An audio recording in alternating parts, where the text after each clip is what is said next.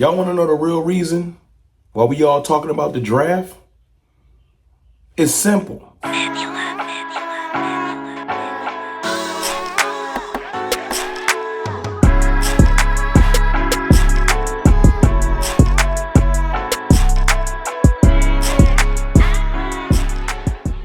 What's good, people? It's your boy, Mr. Rome, Cowboys Fan Talk, right back. Like I never left. And I know you're probably like, why are you overdressed during this terrible season? Well, let me explain. Because there's a lot of confusion floating around Cowboys Nation, and we've been kind of talking about this for the last couple of weeks, but sometimes when you got a platform, you want to use it. So I want to explain my reasoning and my thoughts on why I think Cowboys Nation has been so comfortable with shifting from we think we can make the playoffs, we think we can win this year, to who's your top 6 players for the draft? Let's tank and not win no more games. And it seems seamless. Because there's a lot of Cowboys haters and people that love to hate on the channel and love to go back and forth with us in the comments on YouTube. Maybe it's on Instagram, maybe it's on Twitter or X. And they just don't understand, how did y'all shift? And it's a whole lot of y'all dishonorable, y'all lame, y'all corny. It's a lot of hate going on. But listen, this fight that the Cowboys fans are dealing with is way bigger than going back and forth with a division rival or another team rival or the other 31 teams that love to hate us. It's bigger than that. It's an internal battle with your fandom. And that sounds like way deeper than you want to think, but seriously, a lot of people have questioned why they chose this team, period. Whether it was because of a family member or because of, like me, I was born in Austin, Texas.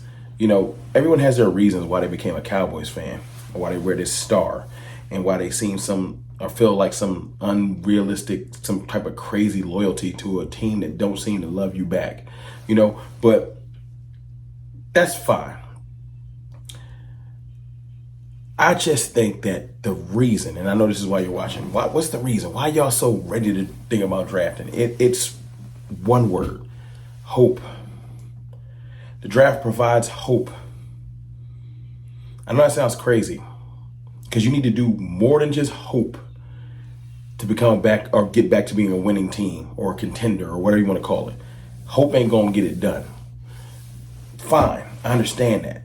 But the whole concept of the draft is getting new blood, new players, getting a new coaching staff, getting free agents. The draft is it's like a synopsis. It's like putting everything with a bow on it. You need to do a lot of things to rebuild this team. It is not just the draft. We can't draft our way out of this. Trust me, you're going to hear me say that a lot as this offseason gets here. We're not going to be able to draft our way out of this. We have to sign some free agents. We have to build this team completely. We have to get the right coaches in here, etc. But the draft provides hope for us. When you're doing those mock drafts, you visualizing what can this player be for this team to help us get better? Because the pendulum swings too far with the Cowboys. At one moment, it's the Cowboys are stacked and all this extra stuff. Now, people think the Cowboys don't have no good players. And I'm here to tell you right now, that's just not true. It's just not the time for that type of discussion. When we get all of our edge rushers back, you start to forget about some of the players you have. I started to hear discussions earlier about D-Law maybe coming back next year. I started to think, well, would Zach Martin come back? When he gets healthy, would he be an asset? Would a fully rehabbed, full off season of Zach Martin get healthy be actually better than anything we can draft or put at guard? That's very possible. Because as much as you want to say Zach Martin looked washed up, Tyron Smith looked washed up because he was hurt. And then you know what? He healed up, and the year before last, he was an all-pro. He had a phenomenal year. So maybe Zach Martin does come back. Maybe D-Law does play one more last year before he dips. And if Brandon Graham for the Eagles can look good, so can D-Law. It's not impossible, but it ain't time for that talk. It ain't, because we got 7 games left. It ain't time to talk about that. It ain't time to talk about, well, maybe when Sam Williams gets back, he can provide a little something. Marshawn Nealon is getting healthy. I forgot we even had him. You still got Micah Parsons. Demarion Overshown is turning into a superstar. Maybe when Deron Bland gets back on the field, he can give us something. Jordan Lewis has been having one of his best seasons, but he don't have people around him. Trayvon Diggs looked like himself the last couple of weeks. It's just our team isn't as barren as people are acting, but it ain't time for that. It's time for doom and gloom, tank season, and just not wanting to win none of these games. If we can simulate, if y'all play Madden, if we can simulate the season, we would. But when I'm cleaning up and I'm digging through the closet, I'm like, oh, that jacket is fly. I forgot about that jacket. I wore this jacket to Cowboys versus Eagles last year when they came to Dallas and we blew them off the face of the earth. That team still exists. Just like we saw the Eagles going on a 6-game losing streak. They started this year off a little rocky until it clicked. So it's not impossible because we're not barren. We still have a great quarterback, and y'all don't want to believe that right now. We still have great defensive pieces. Y'all don't want to believe that right now. All right? But we are, I feel like, a couple of great weapons, great draft picks, great free agents away from putting this thing right back together, and a great coaching staff. But until that time, I'm not going to sit around. This is the part I want you to pay attention to. Hear me clearly, especially the idiots in the back that just don't want to hear it. I'm not going to sit around and do what you want me to do. See, what Cowboys haters want us to do is just be sad every week. And no, they want us to get up every week and say, we can win with Cooper Rush. No, we can't. We've lost 4 edge rushers this year. Our second receiver, our first receiver is banged up. He's had a back, a foot, a shoulder, an AC joint. Dak Prescott's gone for the year. Deron Bland hasn't played a snap. I'm talking about so many injuries. Marquise Bell just broke his shoulder. He ain't coming back this year. Jake Ferguson got a concussion. I'm talking about every star player on this team has been hurt this year. Not to mention, our coach seems like he's all over the place. It's something going on everywhere. But y'all want us to get up every week so that y'all, when y'all knock us down, you can feel good about it. Newsflash, Washington, Philadelphia, Houston Texans. None of you guys are getting really good full credit. We don't care about those wins you got. The last 2 teams that got legitimate wins up off the Cowboys fans where we cared, San Francisco, Detroit. Everyone else, I'm sorry, you missed the boat. We won't care again about losses until next year. If you're not a 49ers fan and you're not a Lions fan, you missed the boat. We do not care about you brag. Heard y'all still them boys. We don't care. What we do care about, though, is can we get Ted McMillan? Can we get Luther Burden? Can we get Ashton Genty? Is Mason Graham going to be a D tackle we've always needed? Is Travis Hunter possibly going to be there because there's going to be a run on quarterbacks? Who's going to be our coach? You know what all that stuff represents? Hope. And instead of typing out a big essay or doing an 8, 9, 10, 11, 12-minute video every day, we just drop a mock draft. And that's almost like a silent head nod to other Cowboys fans.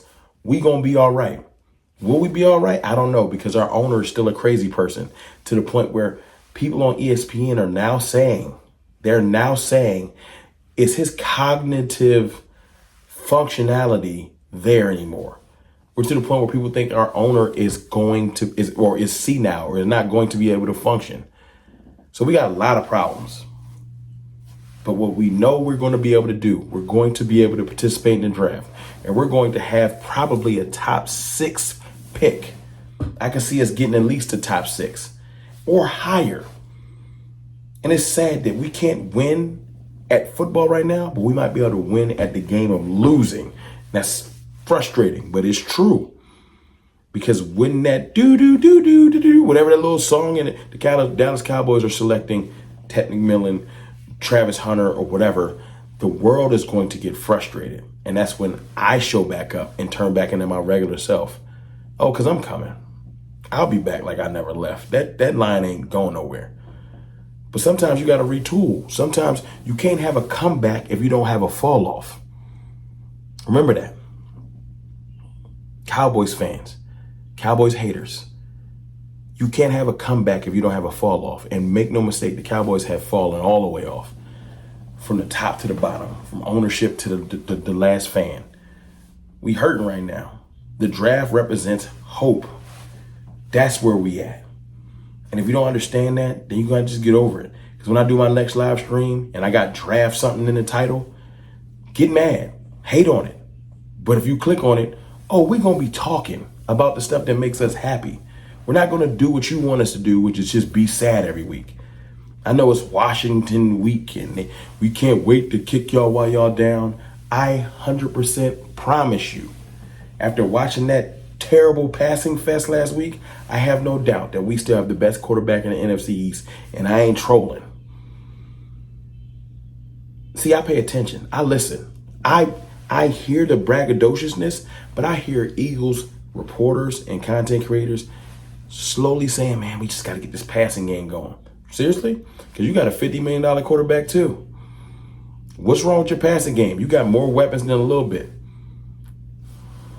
You tell me. Washington, I know the last couple of weeks made you, we got the greatest little young quarterback. You're a little shell-shocked. Do we? I don't know. Because he wasn't looking like one of the greatest nothing when you played the Eagles. And as much as all of y'all want to say it's over for Dak Prescott, no, it ain't. Because if it's really over for him, it'll be like when Daniel Jones got benched. A couple jokes and move on. Y'all still talking about Dak because y'all know he still get busy. But look, I ain't going to hold y'all forever. I just wanted to present to y'all how I'm feeling. If you disagree, let me know in the comments. Hey, man, don't tell me we tanking. Don't tell me. I ain't trying to tell nobody what to do. I'm speaking for CFT. You see that over my shoulder? Cowboys fan talk. Speaking for Rome. When I'm talking draft, I'm talking hope. I'm talking about getting better. I'm tired of sitting there. I'm not going to wallow in negativity for the next 9-10 months. You got me bent. You got me confused. You on the wrong channel. Go on and get your mouse or get your thumb. Click off. Go watch someone else. I'm not about to be sad for the next 9-10 months. I'm about to circle my target, get to April, acquire my multiple good targets because we pick it at the top of the draft. We're going to get our free agents and our coaches, and I'm going to see y'all next August. It's your boy, Mr. Rome. Like I said, you can't have a comeback if you don't have no fall off. The comeback going to be vicious. I'll holler.